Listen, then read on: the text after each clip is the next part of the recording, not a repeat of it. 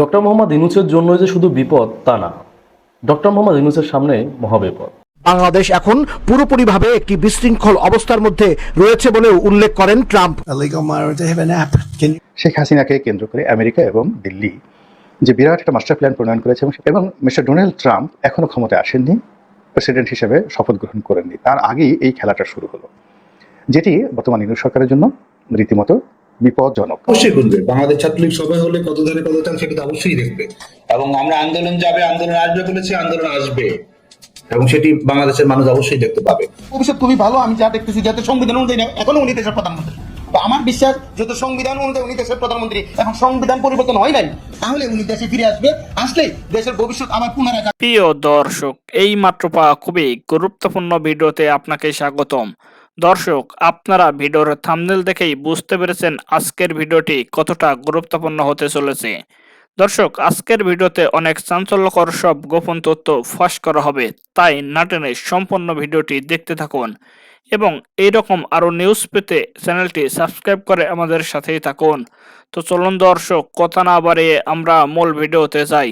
শেখ হাসিনার যে Trump card, অর্থাৎ মার্কিন প্রেসিডেন্ট ডোনাল্ড ট্রাম্পকে ব্যবহার করে বাংলাদেশের রাজনীতির যে অঙ্গন, এই অঙ্গনের যে পানি, এই পানিকে ঘোলা করে দেয়া, এবং সেই ঘোলা পানিতে তিনি তার রাজনীতির যে মাছ, তাদেরকে তিনি স্বীকার করবেন, বিশেষ করে ডক্টর মোহাম্মদ ইউনূস এবং এই মুহূর্তে আওয়ামী লীগকে যারা প্রতিপক্ষ মনে করছে, তাদের সবাইকে তিনি ভারত এবং আমেরিকা, এই দুটো রাষ্ট্রের কোপানলে ফেলবেন। এবং এরকম একটা মাস্টার প্ল্যান নিয়ে তিনি যে ঘোষণাটা দিয়েছিলেন নভেম্বর মাসের 10 তারিখে, এটিতে আপাত দৃষ্টিতে মনে হচ্ছে তিনি সফল হয়েছেন।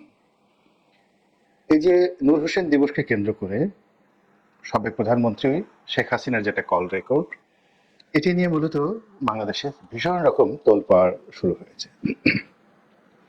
অনেকে বলার চেষ্টা করছেন যে এটা একেবারে একটা কথার কথা, তিনি জাস্ট একটা টোক্কা দিলেন, কেউ বললেন যে এই কাজটা তার করা ঠিক হয়নি।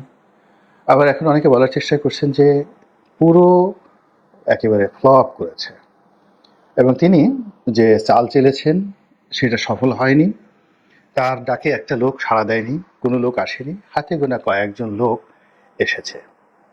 এবং এখানে আমার কাছে যেটা মনে হচ্ছে যে তিনি যে কাজটি করেছেন এটি কেবলই মাত্র তার মস্তিষ্ক প্রসূত নয়। তার এই যে 10ই নভেম্বর নূর হোসেন দিবসে তিনি যেটি করার চেষ্টা করেছেন, তার কল রেকর্ড, কথাবার্তা, কল রেকর্ড ফাঁস, এবং পরবর্তীতে যে নাটকগুলো রাজপথে হয়েছে এবং যে ঘটনাগুলো রাজপথে ঘটেছে, এগুলো আবার সময় মতো একেবারে ঝড়ের গতিতে বাংলাদেশ থেকে দিল্লি, দিল্লি থেকে একেবারে হোয়াইট হাউস থেকে ট্রাম্পের যে কার্যালয়, সেই পর্যন্ত পৌঁছে দিতে 1 ঘন্টার বেশি সময় লাগেনি। তাহলে বোঝার চেষ্টা করুন যে বাংলাদেশের সময়টিতে যখন এই ট্রাম্পের ছবি সহ লোকজন ধরা পড়ল, যেটি শেখ হাসিনা বলেছিলেন, এবং সেই ছবি সেনাবাহিনীর কর্তা এবং পুলিশের কর্তা সহ সেই ছবিগুলো তোলা হলো, সামাজিক মাধ্যমে ছড়িয়ে পড়লো, এবং এর অল্প কিছুক্ষণ পরেই এটাকে নিয়ে ভারতের সবচেয়ে নামকরা পত্রপত্রিকাগুলোতে ভীষণ রকম নেতিবাচক একটা রিপোর্ট আসলো সেনাবাহিনীর সম্পর্কে, ইউনূস সরকার সম্পর্কে, বাংলাদেশ সম্পর্কে। এবং এখানে যে বিষয়গুলো ইন্ডিয়া টুডের মতো পত্রিকা যে বিষয়গুলো সামনে আনলো, সেটি হলো যে এখানে আওয়ামী লীগের কোনো প্রসঙ্গ আসেনি। কিছু নিরপরাধ লোক, কিছু শান্তিপ্রিয় লোক যারা বাংলাদেশের নাগরিক, এবং তারা মূলত ডোনাল্ড ট্রাম্পকে খুশি করার জন্য বা তার বিজয়ে আনন্দ প্রকাশ করার জন্য রাস্তায় নেমেছিল, এবং তাদেরকে ঠিক সেইভাবে দমন করা হয়েছে, পীড়ন করা হয়েছে, পেটানো হয়েছে এবং গ্রেপ্তার করা হয়েছে। আর এই যে ভারতীয় মিডিয়ার যে কথাগুলো, ঠিক সেম কথাগুলো আমেরিকাতে পৌঁছে গিয়েছে, এবং ঠিক সেই ছবিটি, যে ছবিটি সামাজিক মাধ্যমে ঘুরে বেরিয়েছিল এবং যেভাবে ছবি তোলার জন্য শেখ হাসিনা বলেছিলেন, ঠিক সেই ছবিটি আমেরিকার প্রেসিডেন্ট তার যে টুইটার অ্যাকাউন্ট, যেটাকে এখন এক্স বলা হয়, এবং এটা আমেরিকা এবং মধ্যপ্রাচ্য থেকে শুরু করে সারা দুনিয়াতে এলিট যারা আছেন তারা কিন্তু ফেসবুক ব্যবহার করেন না, সবাই টুইটার, ইদানিংকালে যেটা এক্স ব্যবহার করেন, এবং এটার মালিক এখন কিন্তু ইলন মাস্ক এবং ডোনাল্ড ট্রাম্প এই নির্বাচনে একে অপরের সঙ্গে বলতে গেলে কাঁধে কাঁধ মিলিয়ে হাতে হাত মিলিয়ে তিনি যেভাবে কাজ করেছেন, তো সেই কারণে ইলন মাস্ক তার যে এই প্রতিষ্ঠান এক্সকে, অর্থাৎ সাবেক টুইটারকে ডোনাল্ড ট্রাম্পের সেবায় নিয়োজিত করেছেন। সর্বোচ্চ রিস্ক আমেরিকার সমাজে, ইউরোপ এবং আমেরিকাতে এটি এখন হয়ে যাচ্ছে। তো সেই এক্সে ডোনাল্ড ট্রাম্প যেটি করলেন, তিনি এই ছবিটিকে উদ্দেশ্য করে এবং বাংলাদেশের যে 10 তারিখের ঘটনাকে কেন্দ্র করে ঠিক ভারতীয় পত্রপত্রিকার ভাষায় হুবহু একটা তিনি সেই টুইট করলেন। এবং সেখানে তিনি বললেন যে শেখ হাসিনার অবর্তমানে বাংলাদেশে কি হচ্ছে, সরি, তো শেখ হাসিনার অবর্তমানে বাংলাদেশে কি হচ্ছে, এটা হলো প্রথম। 2 নম্বর হলো যে কিছু মানুষকে সেনাবাহিনী, আবার বলছি সেনাবাহিনী এবং পুলিশ গ্রেপ্তার করেছে। তাদের অপরাধ, তারা ট্রাম্পকে সমর্থন করে। তারপর তিনি বলেছেন বাংলাদেশ আসলে কোন দিকে যাচ্ছে। বোঝার চেষ্টা করুন, যারা এতদিন যাবৎ বলার চেষ্টা করছিলেন যে আমেরিকার নীতি পরিবর্তন হয় না, সেটা ট্রাম্প আসলেও যা, বাইডেন আসলেও তা, বাংলাদেশের ব্যাপারে নাক গলানোর সময় তাদের নেই, এবং কোনো অবস্থাতে ট্রাম্প এই শেখ হাসিনাকে নিয়ে, বাংলাদেশকে নিয়ে মাথা ঘামাবেন না, এবং বাংলাদেশের নাম তিনি জানেন কিনা, শেখ হাসিনার নাম তিনি জানেন কিনা, বা মানচিত্রে বাংলাদেশের যে মানচিত্রের যে জায়গাটুকু রয়েছে বিশ্ব মানচিত্রে, এটি যদি ডোনাল্ড ট্রাম্পকে বলা হয়, তিনি সেটা খুঁজে বের করতে পারবেন না। কিন্তু ওনার এই যে পরপর দুটো যাকে বলা হয় টুইট, প্রথমটি তিনি দিলেন তার নির্বাচনের আগে, সংখ্যালঘু নির্যাতন হচ্ছে বাংলাদেশে, এটাকে নিয়ে তিনি একেবারে বাংলাদেশকে ধুয়ে মুছে ছারখার করে দিলেন, 14 গোষ্ঠী উদ্ধার করে দিলেন।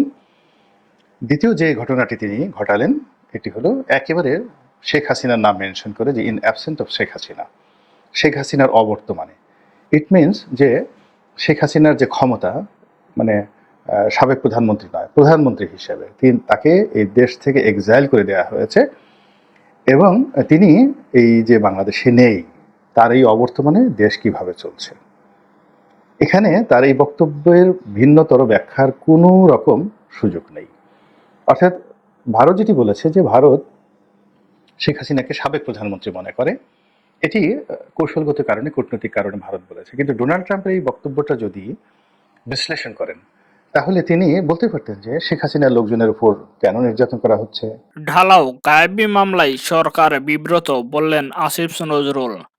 5 আগস্টের পর ঢালাওভাবে মামলা হওয়ায় বিষয়টিকে সঠিক মনে করছেন না আইন উপদেষ্টা অধ্যাপক ডক্টর আসিফ নজরুল। সন্ধ্যায় বিচার প্রশাসন প্রশিক্ষণ ইনস্টিটিউটে বিচার বিভাগ সংস্কার কমিশনের সঙ্গে বৈঠক শেষে তিনি এ বিষয়ে মন্তব্য করেন। অধ্যাপক আসিফ নজরুল বলেন, 5 আগস্টের পর থেকে এখনও বিভিন্ন রাজনৈতিক দল ঢালাওভাবে গায়েবী মামলা দায়ের করে আসছে, যা বর্তমান সরকারের জন্য বিব্রতকর। এই সংকট মোকাবেলায় করণীয় প্রসঙ্গে বিচার বিভাগ সংস্কার কমিশনের অংশীজনদের কাছে পরামর্শ চেয়েছেন তিনি। এই সময় বিচার নিয়োগ প্রক্রিয়াকে যুগোপযোগী করতে কাজ চলছে জানিয়ে তিনি আরও বলেন, বিচার প্রশাসনে রাজনীতিকরণ ঠেকাতে উচ্চ আদালতে বিচারক নিয়োগে যুগোপযোগী আইন প্রণয়নে অন্তর্বর্তী সরকার কাজ করছে। 2008 সালে বিচারপতি নিয়োগে আইন প্রণয়নের উদ্যোগ নেওয়া হলেও ফ্যাসিস্ট আওয়ামী লীগ সরকারের আমলে তা বাতিল করা হলে বলেও জানান তিনি। বিচার বিভাগ সংস্কার কমিশনের কাজের প্রশংসা করে আইন উপদেষ্টা বলেন, অনেক সীমাবদ্ধতার মধ্যেও বিচার বিভাগ সংস্কার কমিশন যেভাবে কাজ করছে তাতেই সরকার আশাবাদী। এই সময় দ্রুতই কমিশনের পক্ষ থেকে অন্তর্বর্তী সরকারকে একটি খসড়া প্রস্তাবনা দেওয়া হবে বলেও জানান কমিশনের সদস্য, সাবেক জেলা ও দায়রা জজ এবং হাইকোর্ট বিভাগের বিচারপতি ফরিদ আহমেদ শিবলি।